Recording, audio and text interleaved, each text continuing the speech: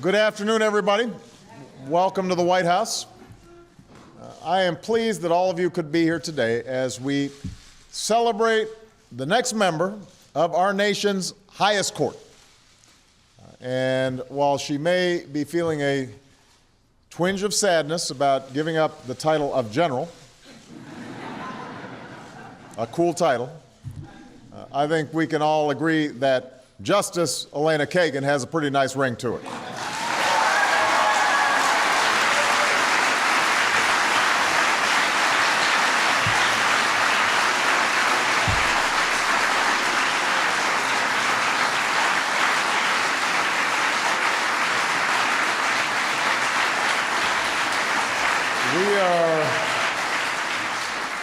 We are very honored to be joined today by two of Elena's new colleagues, Justice Ruth Bader Ginsburg and Justice Anthony Kennedy, and we are thankful for their presence.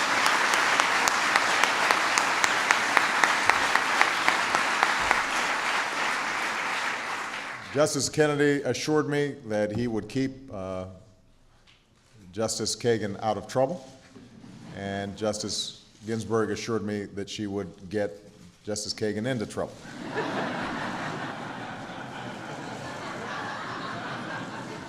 So we'll see how that works out. We're also pleased to have several members of Congress, as well as our cabinet, here today, and of course, members of Elena's family. And thanks to all of you for your service and for taking time to be here today. I also want to express my gratitude to our Senate Judiciary Committee Chairman, Senator Leahy, Ranking Member Senator Sessions, Majority Leader Reid, and Republican Leader McConnell for seeing to it that Elena got a full, fair, and timely hearing.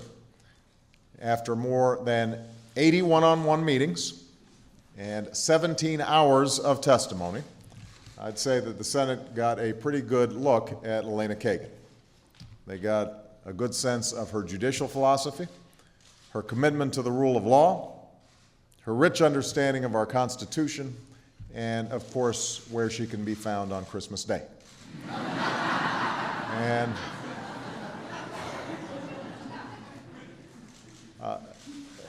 the bipartisan support she received in yesterday's vote is yet another example of the high esteem in which she's held by folks across the political spectrum. There aren't many law school deans who receive standing ovations from both the Federalist Society and the American Constitution Society. And I don't know too many folks whose fans include President Clinton, Judge Abner Mikva, and Justice Ginsburg, as well as Ken Starr, Miguel Estrada, and Justice Scalia. In fact, I understand that Justice Scalia came to relish their spirited exchanges during Elena's appearances before the court, even after Elena cheerfully informed him that he was, and I quote, wrong in his understanding of a recent case. I'm sure that was refreshing for him to hear. These folks may not agree on much, but they've all been impressed, as I have, by Elena's formidable intellect and path-breaking career as an acclaimed scholar and presidential advisor, as the first woman to serve as dean of the Harvard Law School, and most recently as Solicitor General. They admire how, while she could easily have settled into a comfortable practice in corporate law, she chose instead to devote her life to public service.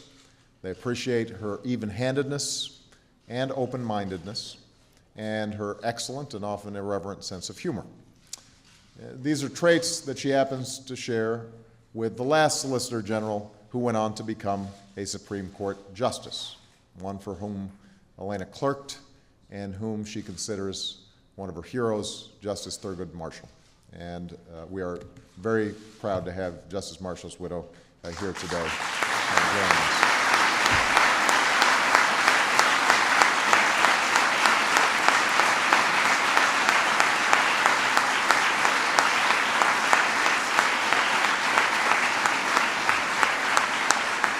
Now, in a tribute she wrote after Justice Marshall's death, Elena recalled how she and her fellow clerks took turns standing guard when his casket lay in state at the Supreme Court, and how 20,000 people stood in a line that stretched around the block to pay their respects.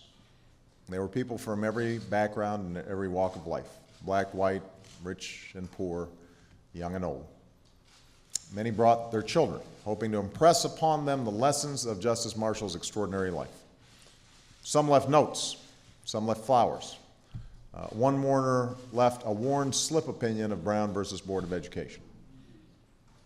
It is to this day a moving reminder that the work of our highest court shapes not just the character of our democracy, but the most fundamental aspects of our daily lives. How we work, how we worship, whether we can speak freely and live fully, whether those words put to paper more than 2 centuries ago will truly mean something for each of us in our time. Because, as visionary as our founders were, they did not presume to know exactly how the times would change and what new questions fate and history would set before us. Instead, they sought to articulate principles that would be timeless, ones that would accommodate the changing circumstances of our lives while preserving the rights and freedoms on which this country was founded. Today is one of those moments when you can't help but appreciate the extraordinary success of their efforts. For nearly 2 centuries, there wasn't a single woman on the Supreme Court. When Elena was a clerk, there was just one. But when she takes her seat on that bench for the first time in history, there will be 3 women serving on our nation's highest court.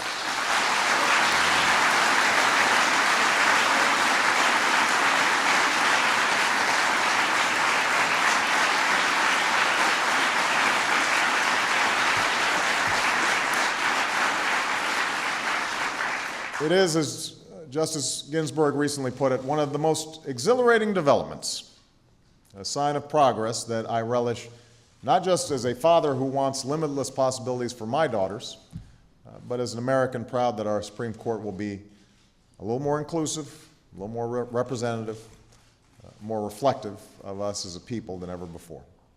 And is yet another example of how our union has become more, not less perfect over time. More open, more fair, more free. That's not just a matter of accident or chance. While those founding truths about liberty and equality may have been self-evident, they were not self-perpetuating. And it is the members of our highest court who do the vital and constant work of ensuring that they endure. And that's work that I'm confident Elena will carry out with integrity, with humanity, and an abiding commitment to the ideal inscribed above our courthouse doors: equal justice under the law. So it is now my great pleasure to introduce, as our next Supreme Court Justice, Elena Kagan.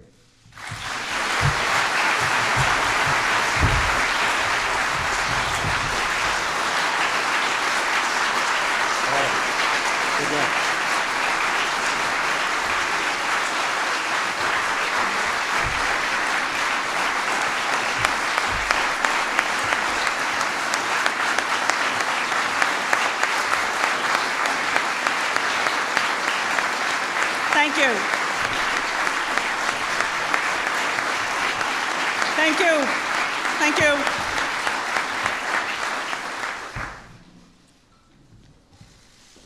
Thank you so much, Mr. President.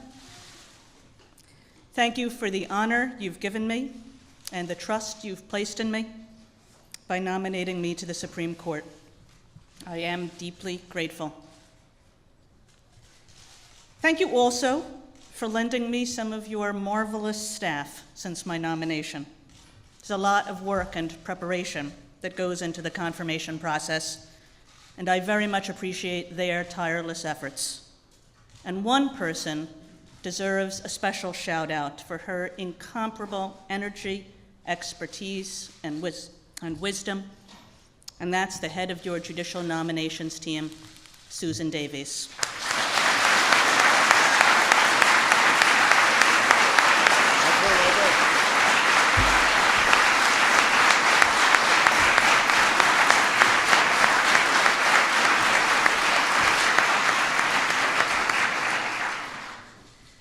I also want to thank the Judiciary Committee and the entire Senate for giving me such respectful and expeditious consideration.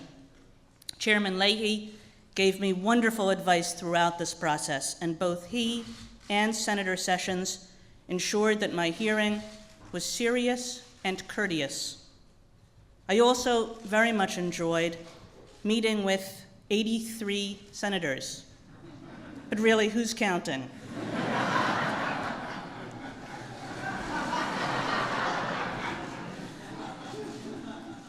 And enjoyed learning more about their concerns, their interests, and their deep commitments to public service. I'm delighted that many of my former colleagues from the Solicitor General's office are here.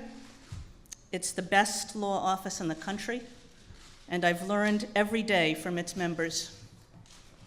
Now, once I put on that robe, I'm only going to vote with them when they have the better of the argument, which, let's be frank, is not in every case. But I will always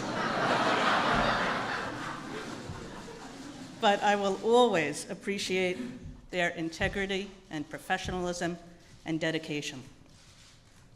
Finally, I want to thank my family and friends. I have a lot of family here today, my brothers and sister-in-law, a nephew and niece, aunts, uncles, cousins, and I have a great many friends here as well. You came from all over the country as soon as you heard the Senate had approved my nomination, and I'm moved and deeply grateful for your support. And all around me in this room, I feel the presence of my parents. I wouldn't be standing here today if not for their love and sacrifice and devotion. And although my parents didn't live to see this day, what I can almost hear them saying, and I think I can hear Justice Marshall saying this to me right now as well, is that this appointment is not just an honor. Much more importantly, it is an obligation to protect and preserve the rule of law in this country, an obligation to uphold the rights and liberties afforded by our remarkable Constitution, and an obligation to provide what the inscription on the Supreme Court building promises: equal justice under law. Tomorrow, I will take 2 oaths to uphold this solemn obligation. One, to support and defend the Constitution, and the other, to administer justice without respect to persons, to the rich and poor alike. Today, Mr. President, I will simply say to you and to everyone here and across the nation that I will work my hardest and try my best to fulfill these commitments and to serve this country I love as well as I am able. Thank you. Good job. Wait. Stop there. Wait. Stop it.